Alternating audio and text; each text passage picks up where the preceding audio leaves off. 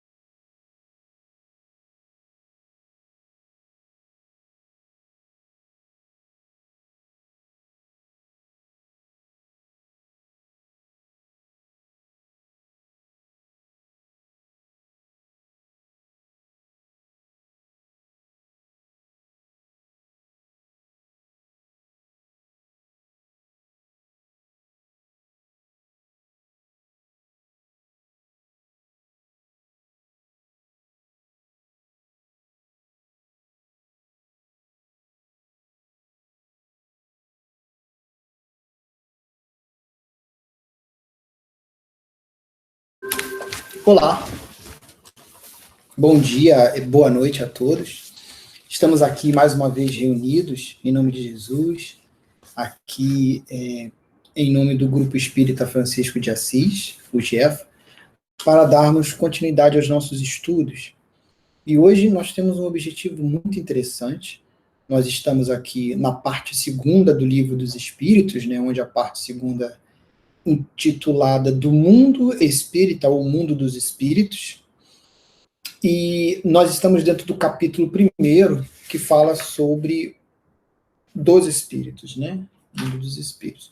E nós já vimos nesse capítulo, assim, apenas do ponto de vista de uma visão panorâmica, que Deus, né, ele cria os espíritos e cria, esse processo de criação é um processo incessante.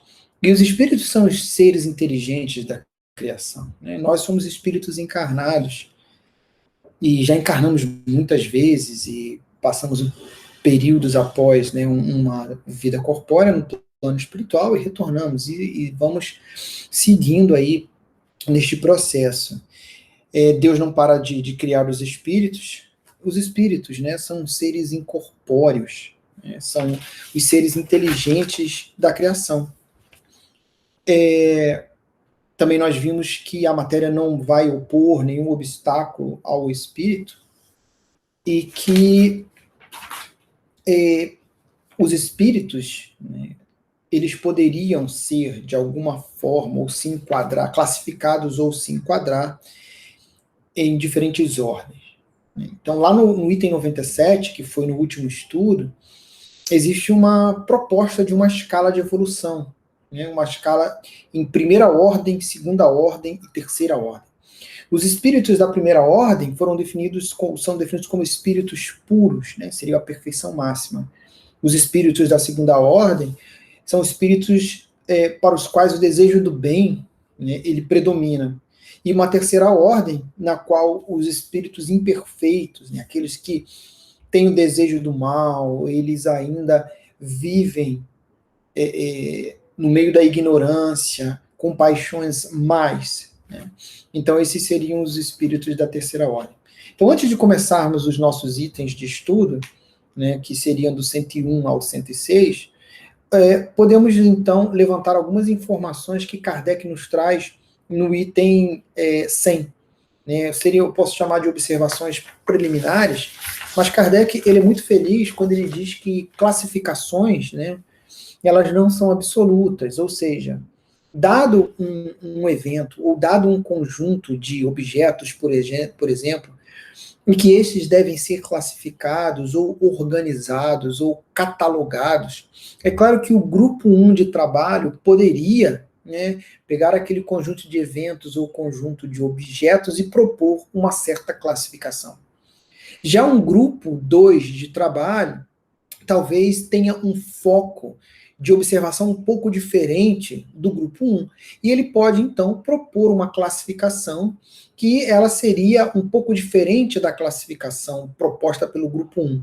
Kardec é muito feliz quando ele diz que, na verdade, nem o grupo 1 está correto e o grupo 2 está errado, e nem o grupo 2 está correto e o grupo 1 está errado. São propostas de classificação, né, que elas podem, de certa maneira, privilegiar determinadas características quando essa classificação é criada, mas o mais importante é o fim didático, né?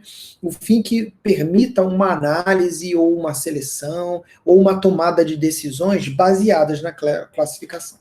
E por isso que Kardec, antes de começar, ele diz que a proposta de um quadro de classificação é importante porque pode auxiliar na explicação de como, durante as reuniões mediúnicas, nas quais nós obtemos informações do plano espiritual, como estas informações podem ser tão diferentes umas das outras, né? Por exemplo, na essência, na qualidade dessa informação.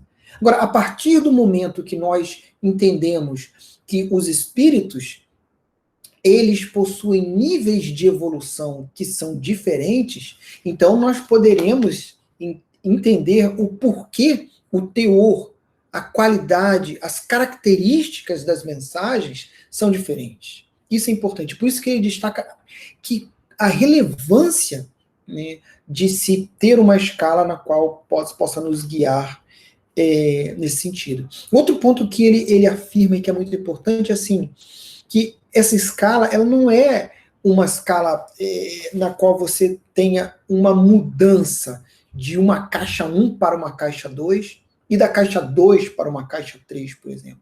Existe uma gradação que é uma gradação contínua, na qual a diferença das características, né, entre uma e outra pode ser muito sutil.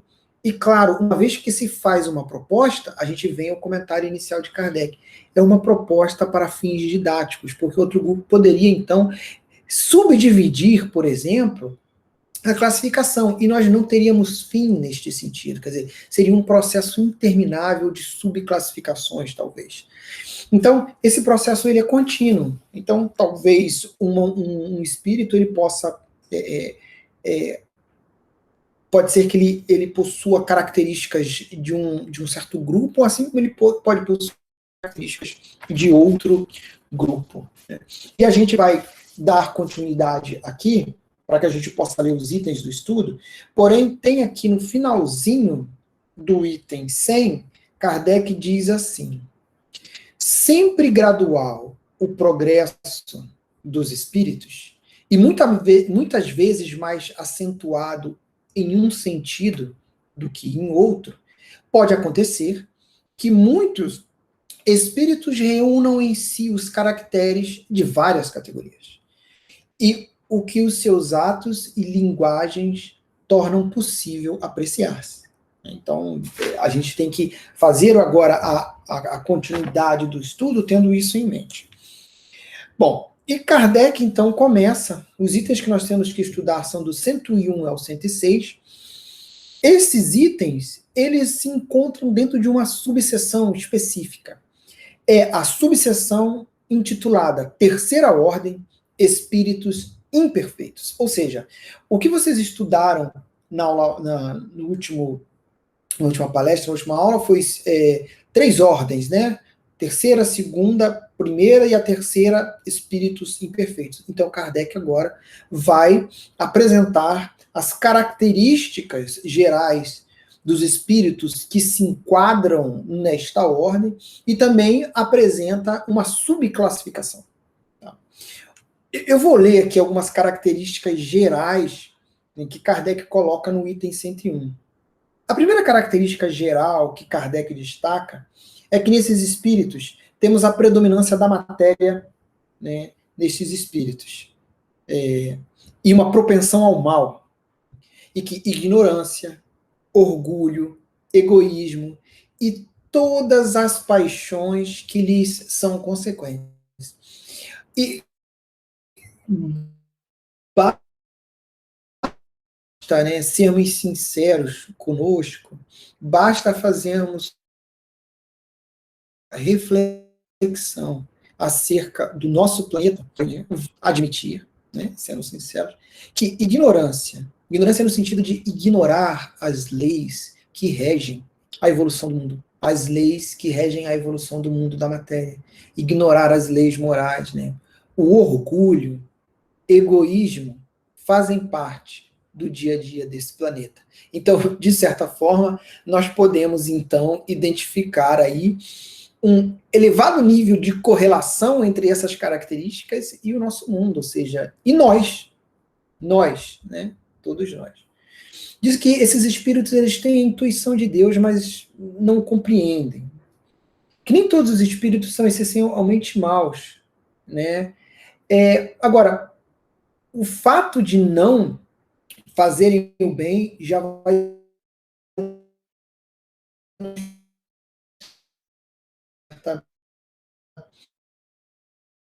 interior estar aliado à maldade ou à malícia. E esses espíritos, né, o conhecimento deles a respeito das coisas é restrito, né? E principalmente é restrito com relação ao mundo espiritual, né? E o pouco que sabem se confunde com as ideias e preconceitos da vida corporal. E agora, para que a gente possa fechar essas características gerais, Kardec nos diz assim: na linguagem que os espíritos da terceira ordem usam, se lhes revela o caráter.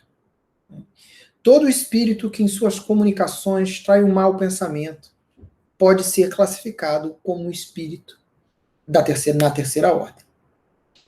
Consequente, todo mau pensamento que nos é sugerido vem de um espírito desta ordem. Né? Todo mau pensamento que nos é sugerido vem de um espírito dessa ordem. E dado esse conjunto de características gerais, Kardec, então, né, nos apresenta uma subclassificação composta de 5 classes.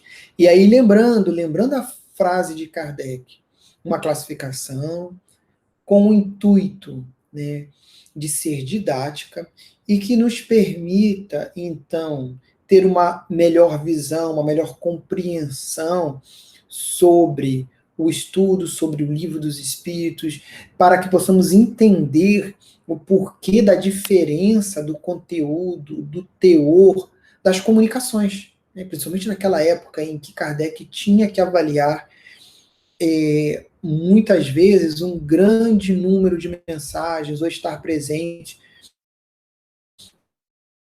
em várias sessões nas quais diversas comunicações eram feitas. Tá? Então, esta proposta de subclassificação dentro da terceira ordem, né, dessas 5 classes principais. Então, Kardec ele apresenta uma ordem da 10ª, tá, até a 6ª. Vamos ler as características aqui, algumas características dessa 10ª classe. Kardec, então, aqui coloca o nome dessa classe, que seria espíritos impuros, né? Então, assim, já nos chama a atenção, porque quando a gente teve a divisão principal em ordens, né, terceira ordem, segunda ordem e primeira ordem, nós tínhamos uma ordem apenas dos espíritos puros. Então, o que nós estamos comentando aqui sobre a 10ª classe, quer dizer, dentro desta ordem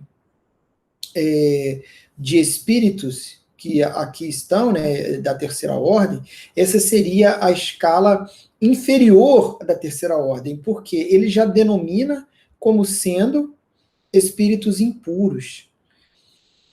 A primeira característica que a gente vai ler aqui no Livro dos Espíritos com relação a esta classe são inclinados ao mal, de que fazem o objeto de suas preocupações, ou seja, tem como objetivo, né, tem como meta momentânea, né, por ainda estarem dentro de um contexto de ignorância das leis morais, né, do fato, né, de compreenderem que Deus é amor, de compreenderem que todos os espíritos vão evoluir e que todos os espíritos têm que trabalhar para o seu crescimento, para que um dia possam ajudar a Deus, né? Tomar, como a gente vê nos Espíritos, né?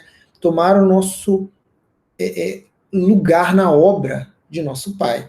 Então, esses espíritos, eles têm como meta, como objetivo, o mal, enquanto se encontram nesse estágio, né? Isso é uma observação, porque eles vão evoluir também, né?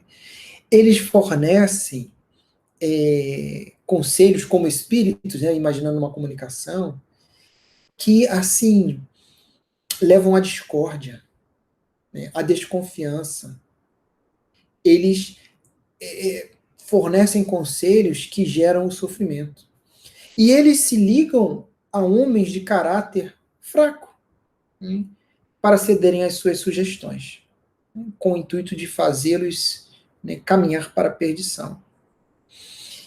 E Kardec diz que durante uma comunicação, um espírito dessa classe, ele dá-se a conhecer pela sua linguagem, né?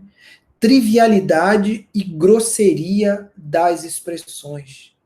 E ele diz que trivialidade e grosseria das expressões, no mundo dos homens, já vai indicar, né, um perfil daquele indivíduo. E no mundo dos espíritos também, pois suas comunicações exprimem baixeza de seus pendores.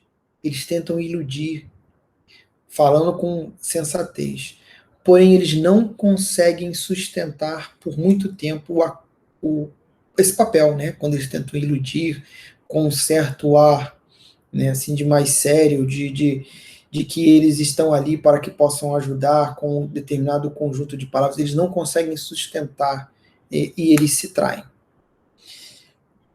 Existe uma informação aqui bastante interessante com relação a essa 10ª classe, que eles diz que no passado, né, a gente não pode esquecer que historicamente, a história das civilizações nos mostra que todos os povos, né, com o intuito de quererem explicar aquilo que não conheciam, eles acabavam desenvolvendo a mitologia, né, e várias histórias para explicar os fenômenos, os eventos que eles não tinham compreensão. E Kardec, então, ele vai falar justamente sobre isso.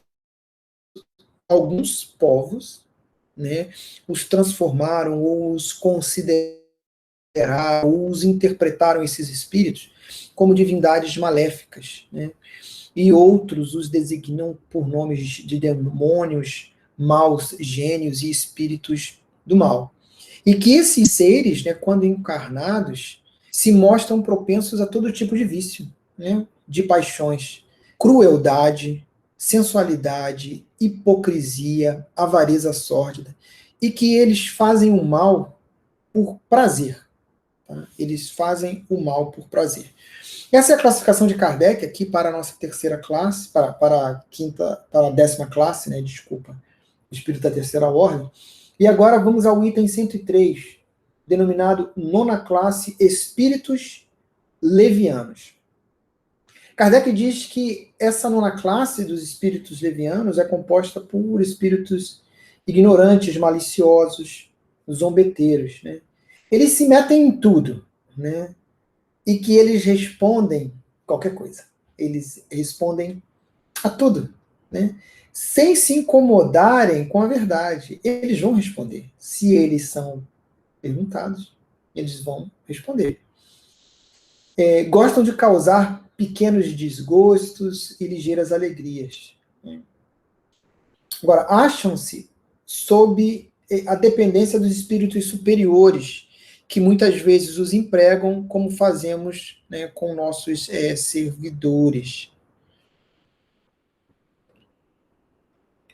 Nas comunicações, até isso é uma coisa curiosa que Kardec escreve, né, ele diz que nas comunicações com os homens, eles se servem de uma linguagem muitas vezes espirituosa, ou seja, eles são engraçadinhos.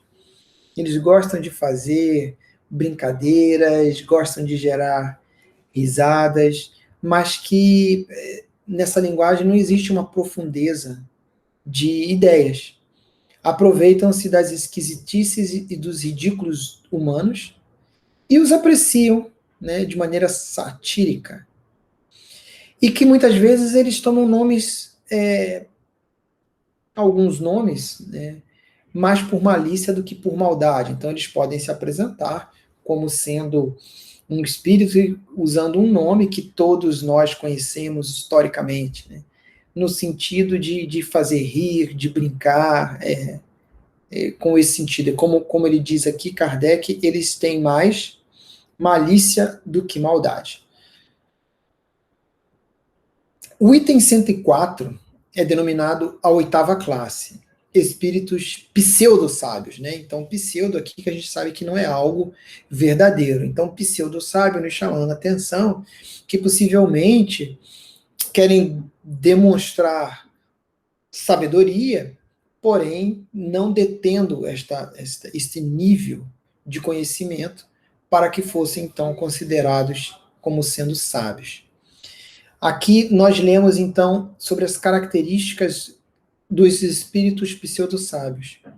Dispõem de conhecimentos bastante amplos, porém eles creem, né, saber muito mais do que verdadeiramente sabem. Ou seja, não são espíritos desprovidos de conhecimento. Eles têm sim uma certa base. Porém, o conhecimento deles está bem longe de ser o conhecimento um conhecimento muito aprofundado, mais próximo da completude. Não, eles não têm. Porém, com esse nível de conhecimento, que eu vou dizer assim, relativamente básico, eles vão tentar impressionar. É como se tivessem um nível de conhecimento muito superior. E Kardec continua: tendo realizado alguns progressos sobre diversos pontos de vista, a linguagem deles aparenta um cunho de seriedade. Significa que, como nós dissemos, eles não são desprovidos de conhecimento. Então, eles possuem um certo nível de conhecimento, e se possuem esse nível de conhecimento é graças ao esforço deles. E por isso eles acabam usando uma linguagem que aparenta, que tem um teor de seriedade, mas com o intuito de iludir com respeito às suas capacidades e suas luzes. Significa que eles têm um certo nível de conhecimento, que está muito longe do conhecimento de um espírito superior. Porém, já que eles avançaram em alguns campos do conhecimento, e eles são pseudossábios porque querem demonstrar que sabem muito mais do que verdadeiramente sabem, do que verdadeiramente têm conhecimento a respeito, e eles utilizam uma linguagem, eu vou dizer assim, polida, uma linguagem que faz uso de termos que, talvez num primeiro momento, ou para aqueles que são leigos no assunto, possam acreditar que eles têm um conhecimento muito profundo sobre aqueles temas. E aí Kardec continua, né? A linguagem deles aparenta um cunho de seriedade, de natureza a iludir, com respeito às suas capacidades e luzes, mas, em geral, isso não passa de reflexo dos preconceitos e ideias sistemáticas que nutriam na vida terrena. É uma mistura de algumas verdades com erros muito grosseiros. Interessante a frase de Kardec. É uma mistura de algumas verdades com erros muito grosseiros. Ele chama de erros mais polpudos, né? Erros enormes, através dos quais penetram a presunção, o orgulho, o ciúme e a obstinação de que ainda não puderam despir-se. Né? Ou seja, a oitava classe são os espíritos pseudo-sábios. Vamos então à classe sétima, que é denominado de espíritos neutros. O nome neutro, quer dizer, quando a gente pensa em um pH neutro, né? Ou seja, não é nem ácido, nem não está nem num extremo, nem um outro extremo, né?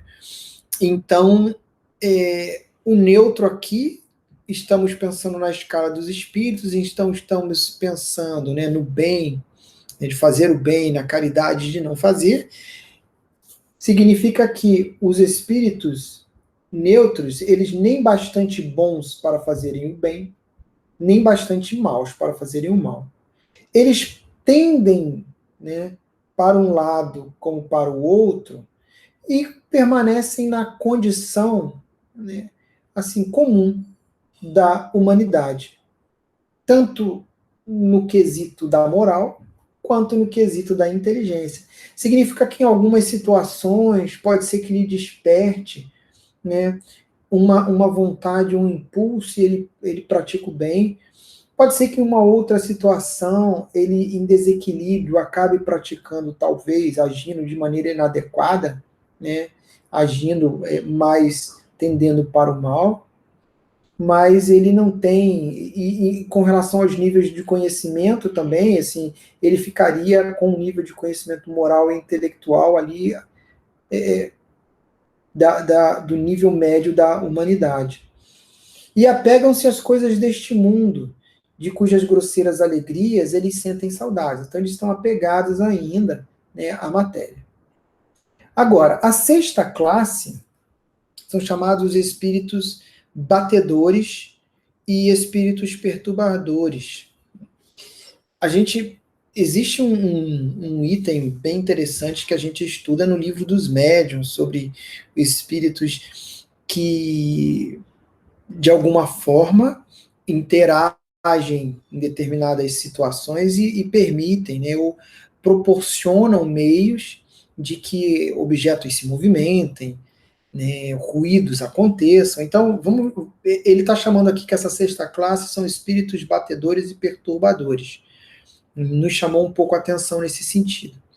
Estes espíritos, propriamente falando, não formam uma classe distinta pelas suas qualidades pessoais. Podem caber em qualquer uma das classes da terceira ordem. Significa que os espíritos lá de outra classe pode ser que possuam essas características que ele está chamando de batedores e perturbadores. Manifestam geralmente sua presença por efeitos sensíveis, por efeitos que são físicos, como pancadas, movimento e deslocamento anormal de corpos sólidos, agitação do ar e etc. Afiguram-se mais do que outros presos à matéria. Então, fica bem claro pela descrição de Kardec o porquê que ele nessa classificação aparece espíritos batedores e perturbadores, quer dizer, são espíritos que, de alguma forma, né, e a gente vai estudar isso no livro dos médiuns, manifestam sua presença através desses efeitos físicos. A gente conhece casos, né? Então, a gente vai ver no livro dos médiuns, mas a gente com certeza já escutou um caso de que em algum lugar, né, alguns ruídos foram percebidos, um objeto, né, se deslocou, um objeto caiu. Então, o que ele está nos dizendo aqui, Kardec, é que esses espíritos da sexta classe, eles aqui se manifestam justamente por esses efeitos sensíveis e físicos. E tem uma outra informação bastante interessante aqui de Kardec, é que parecem ser os agentes principais das vicissitudes do elemento do globo, quer atuem sobre o ar, a água, o fogo, os corpos duros, quer nas entranhas da terra. Reconhece-se que esses fenômenos não derivam de uma causa fortuita ou física, quando denotam caráter intencional e inteligente. O que ele está dizendo é que esses espíritos, né, sobre, claro, a direção de um espírito com maior nível de conhecimento, poderiam atuar, né, de tal forma, já que eles têm essa questão, essa conexão com a matéria, e de possibilitarem, gerarem condições, ou fazerem parte, né, do conjunto de elementos que possibilitem esses efeitos físicos. Então, Kardec nos diz, parecem ser os agentes principais das vicissitudes dos elementos do globo, atuando sobre o ar, sobre a água, o fogo, corpos duros, né? Sempre que esses fenômenos da matéria estejam associados a efeitos ou denotem caráter intencional e inteligente. Todos os espíritos podem produzir tais fenômenos, mas os de ordem elevada os deixam, de ordinário, como atribuição aos espíritos subalternos, mais aptos para as coisas materiais do que para as coisas da inteligência. Quando julgam úteis as manifestações deste gênero, lançam mão destes últimos espíritos, né, desta classe, como seus auxiliares. Ou seja, sempre que no planejamento, né, do globo houver a necessidade, né, de que um dado fenômeno físico, ele até citou aqui do ar, da água, né, da terra, for necessário, havendo a permissão de Deus, o que ele diz é que os espíritos, né, que têm maior nível de compreensão, maior nível de compreensão moral, intelectual, eles então podem ficar encarregados de gerenciar os espíritos desta classe para que determinados fenômenos ou efeitos físicos possam acontecer. E o que ele diz, né? Sempre que observarmos caráter intencional e inteligente, nós vamos então, de alguma maneira, associar que se temos esse caráter inteligente, a causa foi inteligente, e que esses espíritos vão participar destes eventos. Para que possamos, então, fazer o fechamento, só lembrando aqui, o nosso estudo envolveu os itens de 101 a 106. Na verdade, nós falamos aqui sobre a terceira ordem, os espíritos imperfeitos. Lembrando que Kardec faz uma observação referente à predominância da matéria sobre o espírito, ignorância, orgulho, egoísmo e as paixões seriam as características assim preponderantes dos espíritos da terceira ordem. Depois tem uma subclassificação, né, usando 5 classes, nas quais nós temos aqui espíritos impuros, totalmente inclinados ao mal. Nós temos, então, a 9ª classe, que eram os espíritos levianos, ignorantes, metem-se em tudo, a tudo respondem, até ele chama a atenção aqui com relação a que gostam de causar pequenos desgostos, grandes alegrias, né? E eles se apresentam também de maneira um pouco irônica e muitas vezes de forma espirituosa, eles gostam de ser engraçadinhos. Nós vimos então a 8ª classe, que seriam os espíritos pseudo-sábios, que têm sim um certo nível de conhecimento, porém eles querem aparentar que são detentores de um nível de conhecimento muito, muito, muito maior, e que, na verdade, já que eles têm um certo nível de conhecimento, eles acabam polindo suas frases, a forma de falar, com o intuito de enganar e passar essa ideia de que tem um nível de conhecimento muito maior do que realmente tem. Nós vimos os espíritos neutros, que, na verdade, eles não têm uma tendência particular, né? E eles podem, em algumas situações, atuar mais para o bem, em outras situações, eles podem estar um pouco desequilibrados e agir, né, com um comportamento bastante inadequado.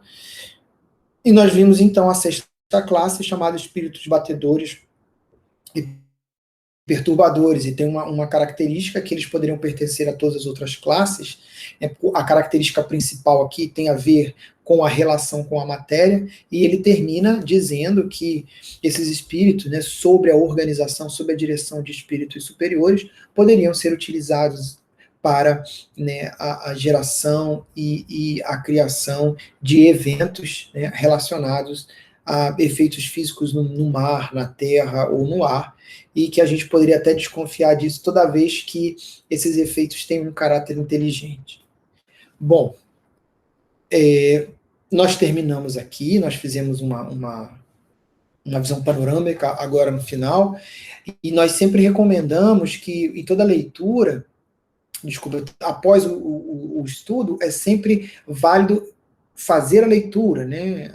Abrirmos o livro dos Espíritos e fazermos uma leitura dos itens estudados, porque isso auxilia bastante esse nosso processo aí de aprendizagem, auxilia muito a nossa reflexão. E damos aqui por encerrado os nossos estudos. Eu desejo uma boa noite para todos, um bom dia também para todos, e fiquem todos com Deus, e que a gente possa se encontrar na próxima reunião. Que assim seja, graças a Deus.